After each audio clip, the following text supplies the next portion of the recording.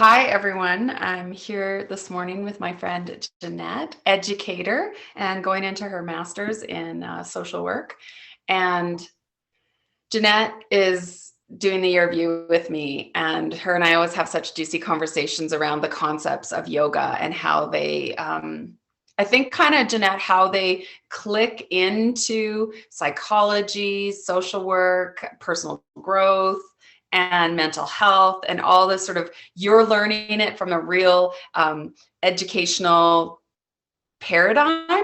And then I've got it over here in this real yoga paradigm, and we're watching how these pieces are just dovetailing together. And it's fantastic. Yeah. Beautiful, actually. The aha moments flow so quickly in those kinds of, like when we're trying to synthesize those two concepts. Yeah. So the first concept I wanted to talk about today is yoga is made up of, they say, 196 or 198, I can never remember the number, of threads of simple statements that are 100% true and complete in themselves. And when they thread together, they weave the cloth that makes up sort of the rules of yoga, the ideas and concepts that make up yoga. And idea number one, Yoga Sutra number one, the thread, the word sutra means thread. So the very first idea in yoga is this idea of Atha. So it's A-T-H-A. And it just says begin. And the actual statement is like super easy. The idea that all we need to do is start. There's a quote I want to read. Until one is committed, there is a hesitancy, the chance to draw back. The moment one definitely commits to oneself, then providence moves too. All sorts of things occur to help one that would otherwise never have occurred. Whatever you can do or dream you can do, begin it. Boldness has genius, power, and magic in it. And that's on Go. Gorgeous. So I wanted to ask you about your experience of like just beginning, like committing to XYZ. Yeah, so it's been a year of now we begin. And I think I was contemplating the Year of You course for a couple of years before I said, Jill, I just have to do it. It's time to begin. We've been working on these concepts for about 4 years together when I started doing yoga therapy with you. And I'm not committing to it fully. It's time to start. And so that was my big push, was it's time to begin to solidify the concepts, put them into my life in a more structured way. And that's why I started with the Year of You. And yeah, I've been through the first, I would say, term. And wow, it's interesting to see how just by committing to beginning, the universe just conspires to be there for us. Okay, so what is that? Because I know you've, like, in this last year for sure, but in the last few months, like, you've committed to take a master's degree, and this, all things that have been percolating, I think, for a long time, but the commitment now has just dropped. Like, you've just dropped into commitment. And for me, I don't know with everyone else, but for me, fear rises immediately after that commitment phase. The resistance starts to pop in, and then all of my messaging, that narrative we talk about that can be negative, starts to play. And so our juicy conversations have been around changing that narrative in order to solidify the commitment a little more strongly and a little more positively, right? So for me, it's been life-changing. And if we think about some of the things that we're doing as being small changes, I think you call them incremental changes, my impact has been phenomenal. Even my approach towards all of the things I'm committing to an apartment. I'm committing to, to this new journey as a grad student. I'm committing to continuing with the part-time permanent role I have at the University of Waterloo. I'm committing, so all of these things that are in my life that I said, nope, it's going to be done and I'm going to be great. It's going to be fine. A lot of that comes from this concept of just begin and understanding that the universe will meet me where I'm at. So the more positive and the more joyful I find this process, I guess is a good way to put it, the more I find that the universe is bringing those messages to me. And, you know, I've had ups and downs. I think we all do. But it's interesting how the universe sends me messages in those times where I'm feeling concerned or worried. A conversation with you was one of my really deep, concerning moments, and just connecting with you and talking about Dharma and really how Atha and Kaizen fits into that play. And then I don't know, just meeting a moment where a nice positive message pops up, like a puzzle, a word puzzle where miracles popped up for me. And it's just, okay, you know what? Some people may think it sounds a bit on the hokey side of things. I don't. I think it's an energetic return for me. So, yeah. And it is like you brought up at the beginning, just like that idea of as soon as we commit to something, the universe will help us. But if we allow our resistance and our stories and whatever to sort of eat away at that commitment, then all of a sudden the universe is like, well, I'm trying to help you. And your own little stories are like not trying to, or almost like working against each other. And so it's almost like that's the hard part to do, isn't it? Is to get past the fear, the storytelling, the patterns that we've had that tell us all, well, why even bother starting? To tie it all together, those incremental changes are the practice. That, to me, at least, that's how it makes sense to me, is by doing these things that are nourishing and important for my mind and my heart, my body. I'm practicing that process of changing the narrative. I'm practicing that process of watching the universe bring things. Yeah. So when you talk about practice, like I'm going right back to sort of like the 10 sort of physical habits that Ayurveda says, if you can curate these 10 physical habits, then they will bring you towards that idea of commitment. They will bring you towards the idea of flow. Yoga uses the word effortless effort, right? We want everything to be, there's effort there, but it feels easeful. And when we do these practices, Ayurveda says that's the natural rhythm. And these practices will sink you into effortless effort. And for me, there's always been a concept of trying to find balance between, I'm a Vata constitution. I don't know how far we're going to get into that, but I'm in my head a lot more than I'd like to be, I guess is a good way to put it.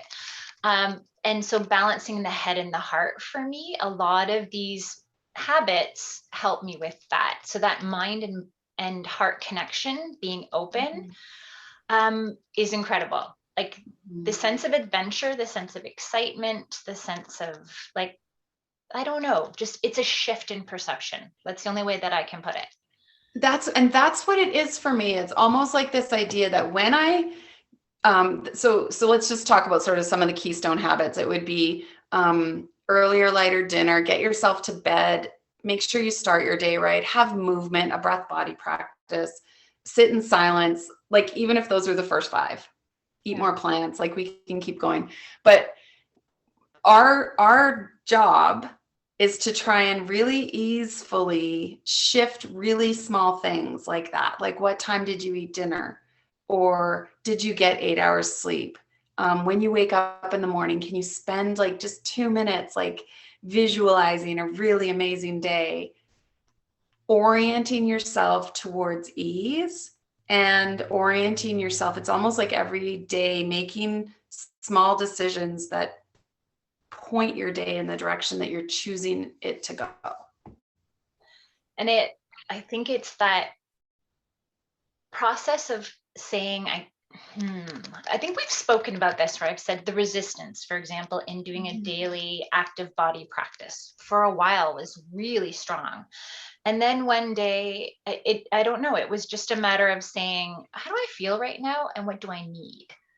Instead of saying, I have to do this, that checklist that we talk about all the time, like I've got these 10 habits and I've got to check that off every day. I got to make space for that. I've got to. And that is where I think that concept of Kaizen speaks to me strongly, because when you're attempting to just check boxes off as quickly as possible, it lacks mindfulness, it lacks ease, and that sympathetic nervous system jolt is constantly happening. Yeah. So you're constantly in a mode of stress or anxiety. And so being able to say, so what am I going to accomplish today?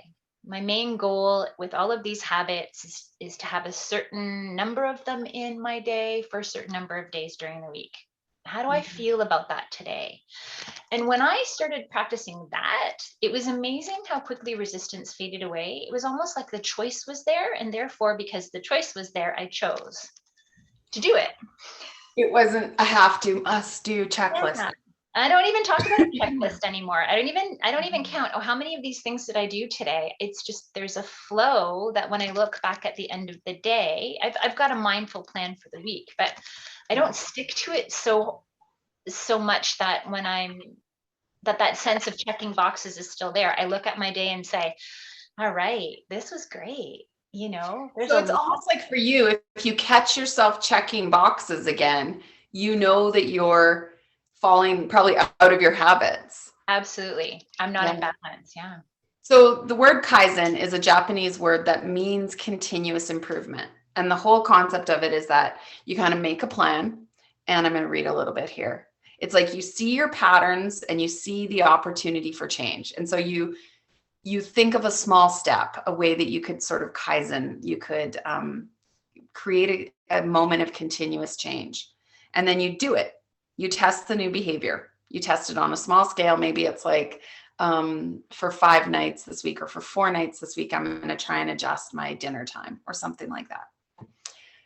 A key part of Kaizen is that you don't just sort of say, and I'm going to do this 7 days a week for the whole year. It has to ebb and flow because the seasons change, our cycles change, our energy levels change. So many things change. So we have to be able to respond to that. So there's this constant with Kaizen, there's this constant check-in with yourself. Yeah. And that's what you're talking about right now. Like this idea that when you check in, you make a decision based on the check-in. It's almost to understand which habit you need. It's to understand what cue you need. It's to understand maybe if you're choosing your movement practice the day, it's to choose, am I going for a big hard run or am I doing some restorative yoga? Like, which is my practice today? What does my body need? And then your next step is to assess, like, is my plan right? Or do I need to make a small adjustment? And the assumption in Ayurveda, the assumption in the Kaizen is that there's always a new small adjustment. There's always a potential to refine. So don't get yourself locked in a set of rules that must be followed every day. Start to allow like a structure to appear for yourself and these guidelines. And then just know check in with your body about how to follow those guidelines. There's so much intuition involved in this that it's so beautiful when it starts to click into place, because at the beginning, I mean, I'm an A type personality in a lot of ways. And you have mentioned, okay, so we're going to do this in an incremental way because I want to do all 10 habits perfectly every day. That's just the way I'm hardwired. And so when it clicks in and you understand it's not about the end of the race, it's the process of how you're running the race that's important, then it becomes so much easier to say, all right, I'm feeling a little off today. Why? What did I do yesterday that maybe or what do I need today that maybe, and you're constantly just by default checking internally. Yes. But that is like throwing a stone in a lake. The ripple effects of how that works in your life are amazing, because my sister, she's a hardcore athlete. And she says to me the other day, let's go do some CrossFit. I humored her for about 5 minutes. Sure, let's go. 5 minutes. And I was like, no, this is not for me. This is not for my body. This is not for, and I think previously to practicing some of these habits and these strategies, I would have just done it anyway and made myself miserable. But no, I know what's good for me. And that type of physical activity doesn't work for me, for my body type, for my Vata. And so it was so easy to say, keep going, sister. I'm going to sit here and do a bit of yoga and watch you. It was beautiful. And I mean, that's just an example of the thousands of things in the day that just pop up that I'm learning to say, it's okay to differ from the external messaging that you are receiving. It's okay Right. to know what's good for you, what's right for you. And I Yeah. think that helps solidify those habits as well, even more so. Because we When you tend, start approaching them that way. yeah, because we tend to start saying before we have a chance to let our mind carry us away, that's not going to be good tomorrow. I don't want to do that. Mm-hmm. I'm not going to eat that bag of chips at 10 o'clock at night. I felt crummy yesterday when I went to bed at 11. I need to get to bed at 10 tonight. Mm-hmm. You know, those kinds of things start to happen organically because as you drop into this and you start to use your intuition to guide your responses or to guide your even choice of how you choose to enact that habit. What else happens? Like when you say you throw that rock in the pond and there's a ripple effect. So we're trying to use intuition more around guiding our everyday small choices.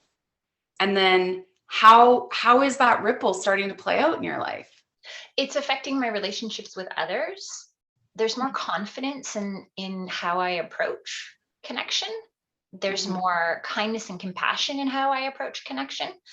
And I'm also a lot more intuitive in terms of how I am acting, behaving, emoting with others, as well as understanding how I feel internally at the same time. Does that make any sense?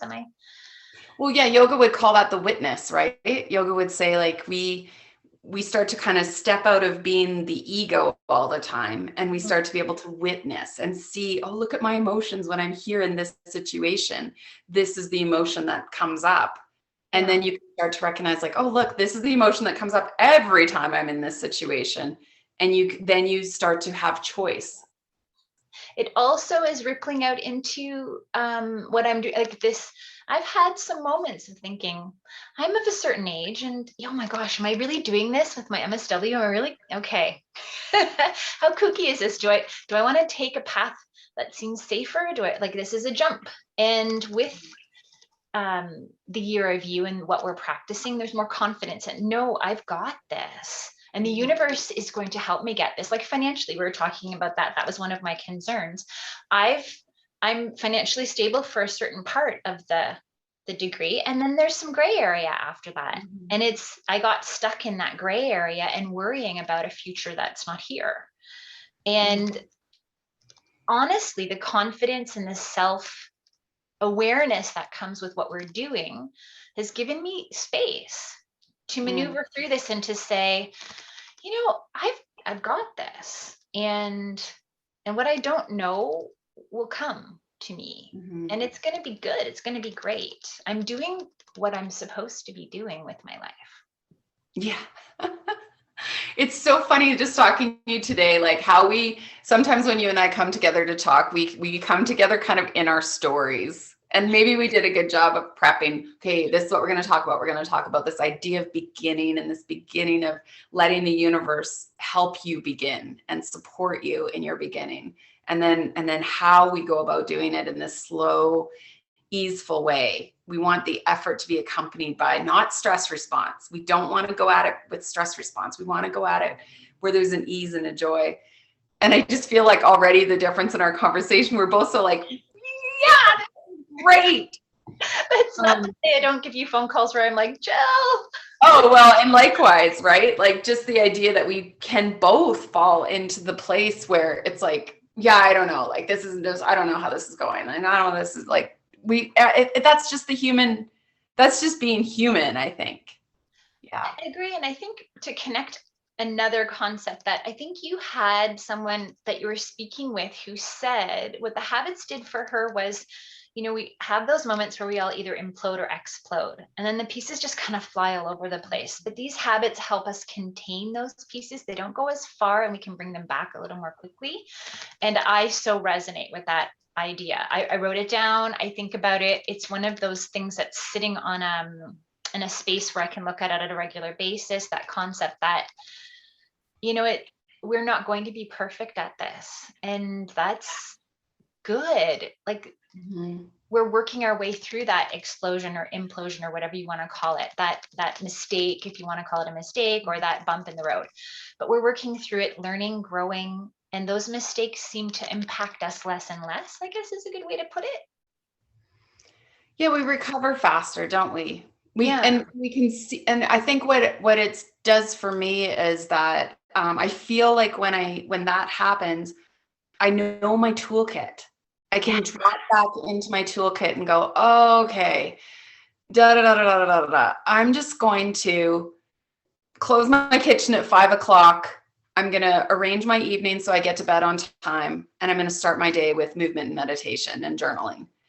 And I lock that in, and it's like within 24 hours, I can shift something. I can shift it faster than I used to be able to by just dropping into what I've practiced. And like you said, there was resistance for the practice, and now there's not, because I know the reward.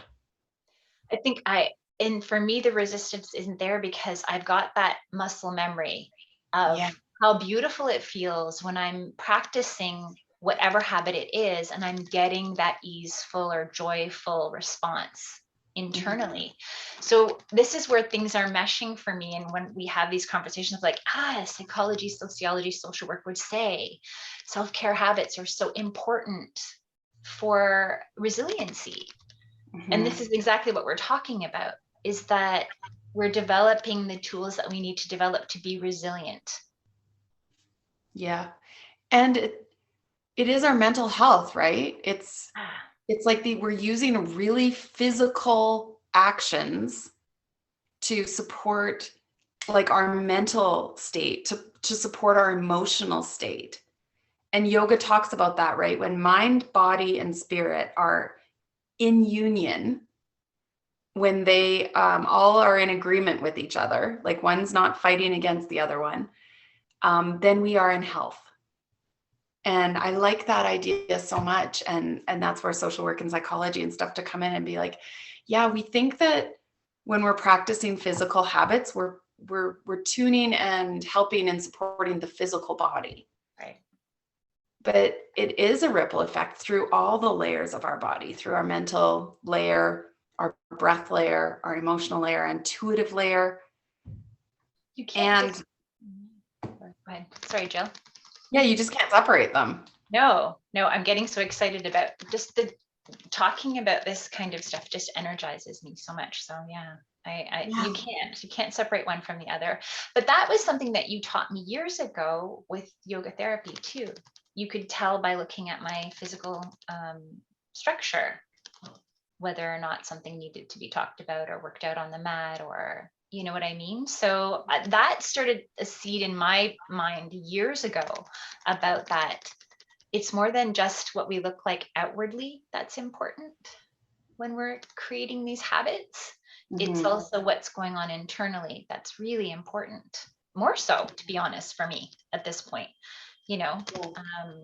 so yeah. Well, and I mean, both you and I are talkers, right? So you and I could probably have a whole hour and just talk the whole time. But what we discovered in our yoga therapy sessions is that there was a time that talking was important, but there was also a time that the talking was almost covering up what was really underneath. And it was like this talking was I don't know, it was like the escape route, or it was the resistance, or it was like when we let ourselves go downward into stillness, into silence, into that place where you're saying, what do I need right now? That's where there's something juicy going on. And sometimes that's what we needed to let happen, right? That's what we need to let happen in our daily lives, is allow yourself that space and time where you're not kind of on this upper level. And if we use a body of water, like the waves and the ocean, and where the sound and the action's happening, if you let yourself sink down where it's dark, where it's quiet and it's deep, there's a different story. There's a different current happening down here. And we want to tap into that almost every day, more than every day, like as often as we can tap into that. And my way of explaining that would be to say that that mind-heart connection needs a bodily component to it, a physicality to it. I know I can't speak for everyone, but I would say that my grounding, both in heart and mind, comes from some physical activity, these habits of what I'm putting into my body, how I'm nourishing myself, whether or not I'm mindfully meditating, like following our habits. If I'm following our habits as much as I need to, it opens up. There's space there. Creativity comes in. Faith comes in, right?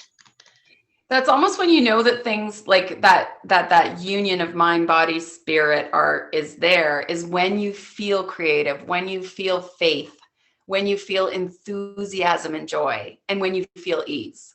Yeah. Ayurveda has 3 terms that are close. So when you say you have lots of vata, the pure form of vata is prana, which is breath, which is life force. And in Ayurveda, they say your body needs that prana. It needs life force. If without it, you are just a dead body. So there's the prana, and then the body part is physical. They call it ojas. They call it like the container of your life. So this life force needs a container to hold it, and that is our physical body. And then pitta, so that's kapha. Pitta then is tejas, which is called pure intelligence. So you take your prana, you take your life force, you embody it in this strong and vital container. And then it is ignited with your pure intelligence, your innate wisdom, the gift that is in you that the world is waiting to receive. And I just love that sort of triangle of self-care. We need the breath body. We need to put the breath of life into our body, the prana. We need to connect to our tejas, our pure intelligence. And it needs a container, because without the container, it doesn't have any, there's no ability to bring it into fruition into our physical world. Yeah. If you were reading the novel of your life right now, and you think about some of the chapters that you've been through. Oh dear. So I want you to just tell me, like right now, like if I'm reading your novel right now, I feel like that I'm at a chapter where it's just like I am at a page turner for me right now, watching what's going on in your life. Do you feel like that too? Like your life is just like, it's like, so I just want to know. I just want to know what the next thing is, and you don't, but it's so exciting. Okay, I'm going to pull this back into Kaizen, and one of the metaphors you gave us about the tree and being on the branch, and we're at that edge of our comfort zone, and we're just kind of taking a step out. Where is that? We don't want to run back to the tree trunk. We want to stay out on that limb as far as we can go without scaring ourselves back to the trunk. And that's where my life is actually sitting right now. It's sitting in this space of like, how many more steps am I taking out on this limb? Like, this is okay, but we need to go. Like, there's a couple other things. Let's try it. And that experimentation piece of it. Oh no, I hear a cracking. We're going to move back a little bit. And then it's, oh no, wait a minute. That's really solid. That's much more solid than I ever thought it was going to be. And I'm finding more moments of that's way more solid than I ever expected it to be than I am. Oh, that's wobbly. It's kind of interesting. That's interesting. So it's almost like you feel like the foundation underneath you kind of has you. Yeah. And wouldn't we go right back to the idea that that's the universe conspiring to assist you? Like the universe is going, see, Jeannette, like I got you. Yeah. And that whole novel idea, if you looked at past chapters, I would definitely say it was rooted in life is like the world is unsafe. I am not safe. You know what I mean? Like there are dangers here, there's pain here, there's suffering here, there's, and I was more rooted in that type of outlook. But the process of developing these skills and tools and habits and practices, what I'm noticing is there's much more of I create my sense of safety by digging deep and understanding who I am, what I will accept. So here's the ripple again, what I will accept and what I won't accept in relationships, in practices, even to the point of being very confident to have discussions with my boss's boss about where my boundaries are for work, school, and life balance. And to be quite confident, whereas I am naturally a fear of authority type of person, but to be very confident to say, well, they're getting a really strong sense of who I am. Isn't that lovely? And it really is a shift in so many ways. Yeah. So if we go back to Atha, then that idea of just begin and commit, be ready to commit, be ready to ensure that every time you feel the resistance, every time you feel the ego, that you do whatever practices help you come back to commitment, and then allow the process to unfold. My next question is just around the piece of control, where there's a little bit where we need to let go of control of how we think and want things to unfold, and almost like allowing it to unfold the way the universe is going to, because it's not always the way we planned it and we wanted it and we thought it was going to. I have no idea who said this first, but the Rolling Stones said, you may not get what you want, but you're going to get what you need. And that is in my head. It's been in my head for a few months now, because so many things, like even looking for an apartment. Yeah. Can't always get what you want. And when you're coming from when you're coming from that perspective of, I don't really have any control. It was such a moment for me when I came to the realization that I had control over nothing but my own actions in the world. My thoughts, my behaviors, and what I was thinking. Like what's going on with me is all that I have control of. What a terrifying concept. But the more you delve into that through all of these practices and what we're studying together in the Year of You, the more you realize that that's a huge amount of control in and of itself, if you want to even call it control, to be honest. I don't like to even use the word control. I think I want to say certainty. There's a lot of certainty that it's all going to work out in its own time, in its own way, to the best outcome. And resistance is what actually pulls us away from our best outcome.